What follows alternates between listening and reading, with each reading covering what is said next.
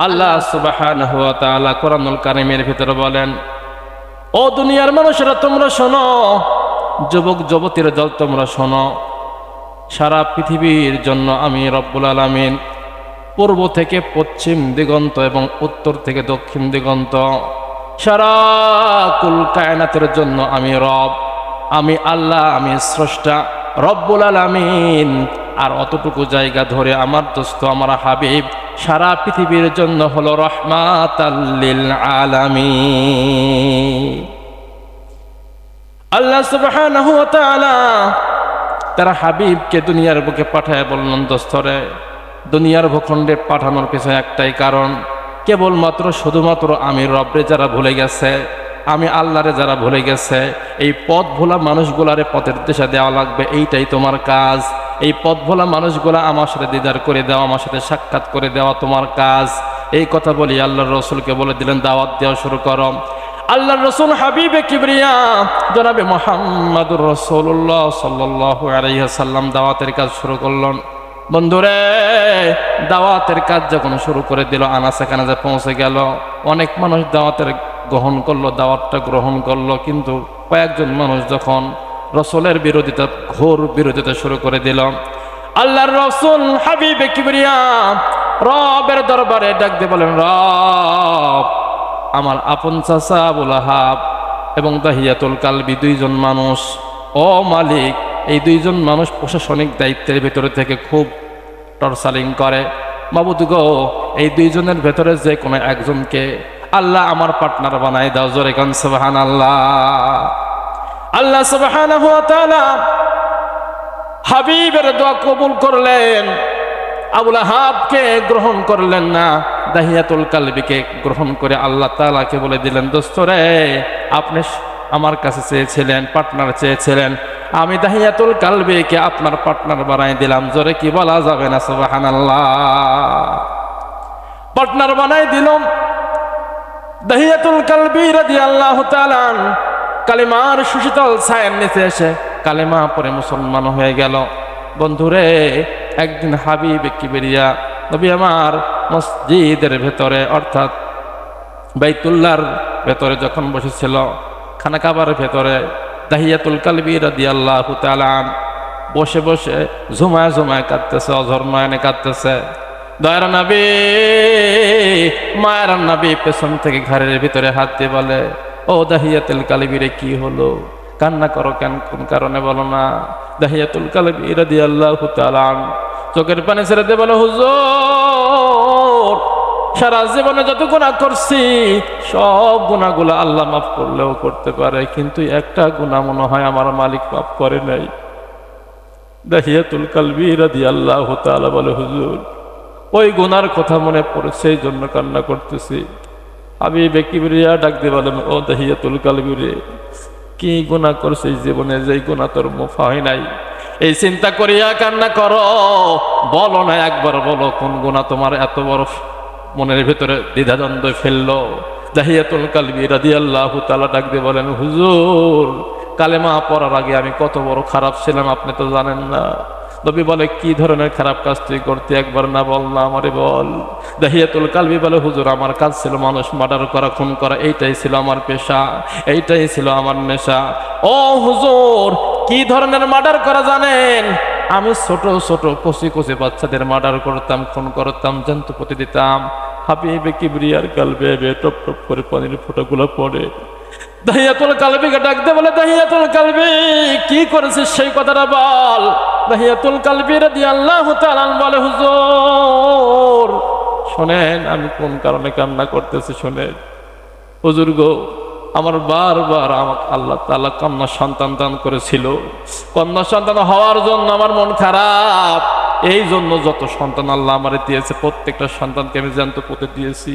শুধু আমার সন্তান না, আমার এলাকার ভেতরে যেই ভাইয়ের ভেতরে যেই ভাইয়ের ঘরে আল্লাহ তাআলা কন্যা সন্তান দিয়েছে, ও যুবক ভাইরা, একবার খেয়াল করে দেখো, তোমার ঘরেও কন্যা সন্তান আছে। পুত্র সন্তান হলে হাসো, আর কন্যা সন্তান হলে কাঁদো না, কাঁদা যাবে না। আমার হাবিবে কিবরিয়া বলেছেন, যার ঘরে প্রথম কন্যা সন্তান হয়, আল্লাহ তাআলার রহমত সেই ঘরে বারবার বারবার পতিত হয়। সুবহানাল্লাহ। হাবিবে কিবরিয়া বললাম, ও দাহিয়াতুল কালবি বল, কি কাজ করেছিস তুই বল। দাহিয়াতুল কালবি রাদিয়াল্লাহু তাআলা ডাক দেবেন, হুজুর আমি ও শতাধিক কন্যা সন্তানকে আমি হত্যা করেছি হুজুর। এরপরে একদিন আমি ব্যবসার জন্য বাড়ির থেকে বাহির হতেছিলাম, এমন সময় বিবিরে বললাম, বিবিরে আমি কিন্তু দীর্ঘ 3, 4, 5টা বছর আমি আসবো না বাড়ির ভেতরে, কোনো কি সমস্যা? বিবি ডাক দে বলে, ও পানের স্বামী, গর্ভের ভেতরে মনে হয় আল্লাহ তাআলা সন্তান দেবে। দাহিয়াতুল কালবি আমি বললাম, হুজুর আমি বললাম যদি পুত্র সন্তান হয় রাইখে দিবা, কন্যা সন্তান হলে কিনা মুখ দেখবো না, তারা জানতে পুঁতে দিবা। এই কথা বলিয়া হুজুর আমি চলে গেলাম ব্যবসার জন্য। ও হুজুর ব্যবসার জন্য গেলাম, 1 বছর 2 বছর 3 বছর কোনো খোঁজ নাই।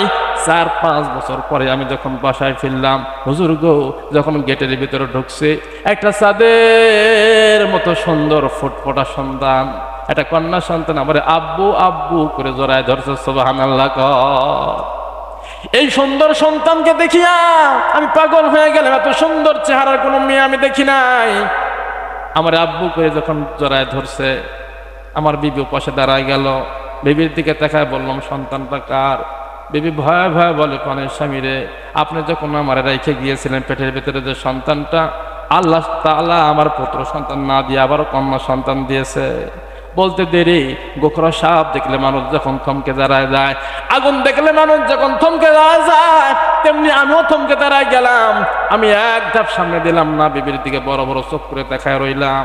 বিবিরে বললাম, কি ব্যাপার, তোরে না বলছিলাম হত্যা করার জন্য, তুই কেন হত্যা করলি না? বিবি আমার 2 চোখের পানি ছেড়ে দিয়ে বলে, হুজুর কেমনি আমি হত্যা করব? মা হইয়া দীর্ঘ 10 মাস 10 দিন এই সন্তানকে পেটে রাখছি। ও পানের স্বামী, কত কষ্ট না আমি সহ্য করছি। সোনার ভাইরা আপনারা যারা আমার সামনে বসা, ও সোনার ভাইরা, আপনারা তো এক মায়ের সন্তান, কথা বলেন ঠিক কিনা? বন্ধুরে, দাহিয়াতুল কালবির বউ ডাক দিয়ে বলে, স্ত্রী ডাক দিয়ে বলে, ও পানের স্বামী আমি হত্যা করতে পারলাম না। আল্লাহ তাআলা আপনাকে যেমন স্মার্ট করে, যেমন সুন্দর করে বানাইছে, তাকায় দেখেন আল্লাহ তাআলা আপনার সন্তানকে, আপনার কলিজার টুকরাকে ওরকম রূপ এবং লাবণ্য দিয়ে বানাইছে। পানের স্বামী, এই জন্য মেয়েটার নাম রাখছি হলো জামিলা, সুন্দরী মানুষ জন্য জামিলা নাম রাখছি।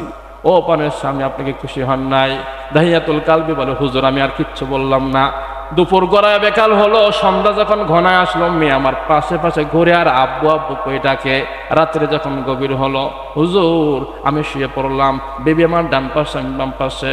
আমার ছোট্ট সন্তানটা মিডিলে শুয়ে একবার আব্বু কই আমার গালে চুমা দেয়, একবার আম্মু কই আমার বেবির গালে চুমা দেয়। হুজুর সুন্দর দৃশ্য দেখি আমি সব বলে গেলাম, চিন্তা করলাম মেয়েটারে আর মারবো না, রেখে দেব।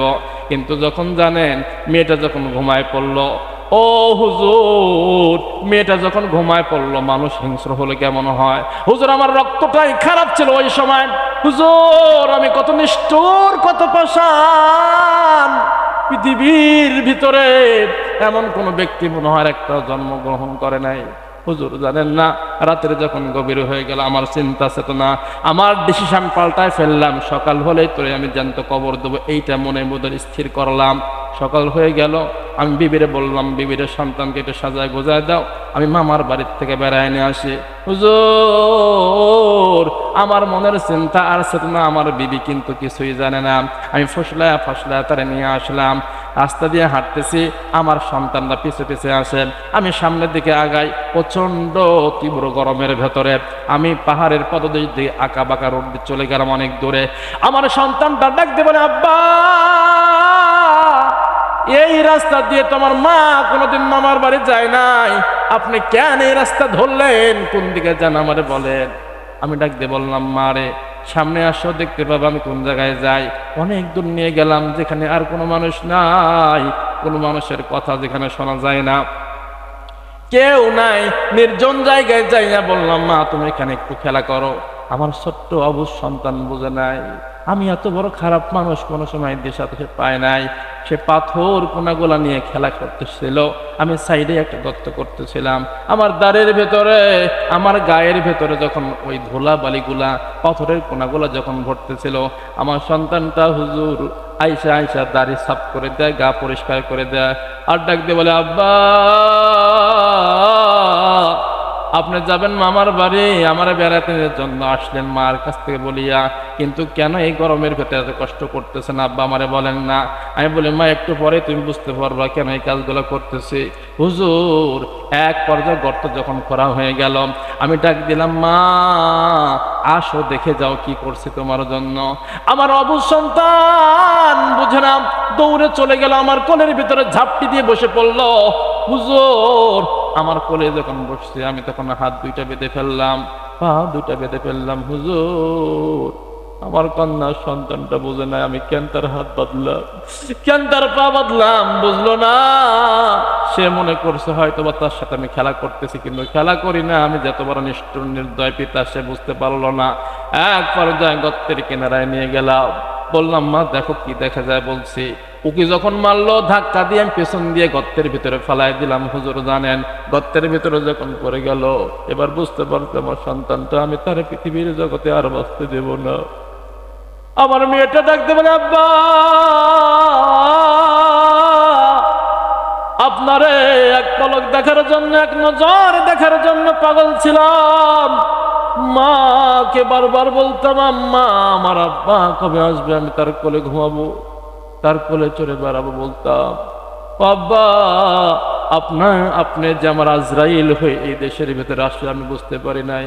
বাবা গো আমার জন্মের তরে মাইরেন না, আমারে ফেরত দেন, আমি আরব আমিরার ভেতরে থাকবো না, অনেক দূর যেখানে দুই চোখ যায় সেদিকে চলে যাব, কোনোদিন আর এই দেশে ফিরে আসবো না, কোনো মানুষকেও বলবো না দাহিয়াতুল কালবি আমার পিতা। কসম বাবা কসম, আমার জানে মায়ের না, আমারে ফেরত দেন। হুজুর আমি কত বড় নির্দয় পাষাণ নিষ্ঠুর পিতা, হিংস্র মানুষ জানেন। মেয়ের কথা আমার কানে আসলো না, আমি তারে কি করলাম, নুড়ি পাথরগুলো দিয়ে চাপা দেওয়া শুরু করলাম। হুজুর আমার এই সুন্দর মেয়ের গালের ভিতরে যখন পাথরের কোনাগুলো পড়ছে, ফেটে ফেটে রক্ত ঝরঝর করে পড়তেছে, হাত দিয়ে আহাজারি করে আব্বা আমারে মাইরেন না, আমারে ফেরত দেন বলছে বারবার, কোনো কথা শুনলাম না। পুরা দেহের ভেতরে মাটি দিয়ে পাথর দিয়ে ভরে দিলাম, একেবারে জ্যান্ত পুঁতে দিলাম। হুজুর এরপরে ধীরে ধীরে যখন বাসার থেকে আসতেছে, হে যেন ডান দিক থেকে মনে হয় ডাকে আব্বা মাইরেন না, আমারে ফেরত দেন, আমারে বাঁচান, আব্বা আমারে মাইরেন না, আমারে বাঁচান। হুজুর আমি কোনো কিছু ভক্ষেপ করলাম না, বাড়িতে চলে আসলাম। আমার বিবিরে বললাম ক্ষুধা লাগছে খাইবার দাও।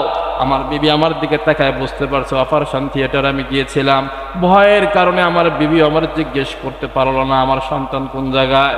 হুজুর খাতে যখন দিয়েছে প্লেট যখন আমার বিবি দিল, খাবার সামনে নিয়ে যখন লোকমা মুখে দেব, এমন সময় মনে হয় লোকমার ভেতর থেকে আওয়াজ আসতেছে আব্বা আমারে মাইরেন না, আমারে ফেরত দেন।